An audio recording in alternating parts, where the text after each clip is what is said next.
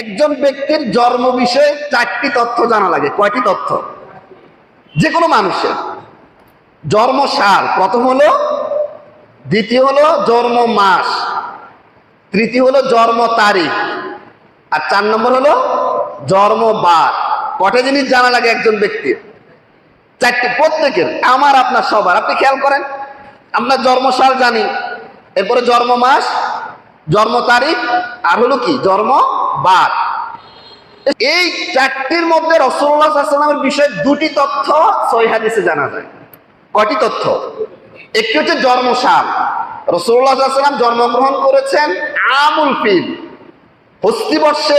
হস্তি যে বাহিনীর যে ঘটনা শুনেছেন না আপনারা, ওই যে আব্রাহার যে দল মক্কায় কি করেছিল, কাবাঘর ধ্বংসের জন্য আক্রমণ করেছিল, ওই বছর উনি কি করছেন? জন্মগ্রহণ করেছেন আমুল ফিল। এটা সহিহ হাদিস দ্বারা জানা যায়, সুনান তিরমিজিতে আছে।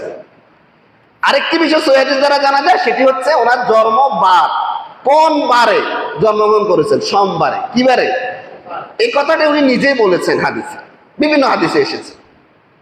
আর জন্ম মাস আর জন্ম তারিখ, এই বিষয়গুলো সহিহ হাদিসে জানা যায় না, সাহাবীদের থেকেও স্পষ্ট জানা যায় না। পরবর্তী যারা সিরাত লিখেছেন, ইতিহাস লিখেছেন, ওনারা বিভিন্ন কওল, অনেকগুলো কওল নকল করেছেন বিভিন্ন জিনিসকে হিসাব করে।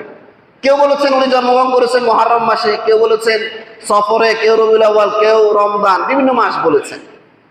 রবিউল আউয়াল মাসের কথা বেশিরভাগ সিরাত প্রণেতারা বলেছেন। তার মধ্যে আবার অনেকে মতভেদ করেছেন। কেউ বলেছেন রবিউল আউয়ালের 1 তারিখ, কেউ 2, কেউ 3, 4, কেউ 8, কেউ 9, কেউ 12, এভাবে অনেক মতভেদ আছে। 12 রবিউল আউয়াল আমরা যে কথাটা বলি যে রাসূলুল্লাহ সাল্লাল্লাহু আলাইহি ওয়াসাল্লাম 12 রবিউল আউয়াল জন্মগ্রহণ করেছেন, এটা সহিহ হাদিস দ্বারা জানা যায় না। দালাইলুন নবুওয়া, ইমাম বাইহাকির একটি কিতাব আছে, কিতাবের নাম কি? দালাইলুন নবুওয়া। রাসূলুল্লাহ সাল্লাল্লাহু আলাইহি ওয়াসাল্লামের নবুয়তের প্রমাণাদি তিনি এখানে আলোচনা করেছেন। 7 খণ্ডের কিতাব দালাইলুন নবুওয়া, মিশর থেকে ছাপা।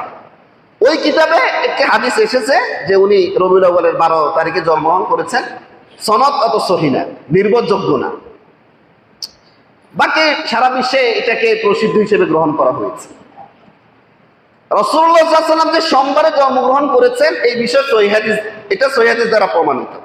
সহিহ মুসলিমের হাদিস, রাসূলুল্লাহ সাল্লাল্লাহু আলাইহি ওয়াসাল্লাম রোজা রাখতেন সোমবারে। কি বারে? তো সাহাবায়ে কেরাম জিজ্ঞেস করলেন, ইয়া রাসূলুল্লাহ, আপনি সোমবারে কেন রোজা রাখেন? তখন তিনি বললেন, যাকা ইয়াউমুন উলিদতু ফি, সোমবার এমন দিন যে দিনে আমি জন্মগ্রহণ করেছি। সহিহ মুসলিমের হাদিস। ওয়া ইয়াউমুন ইউবাস, এবং সোমবার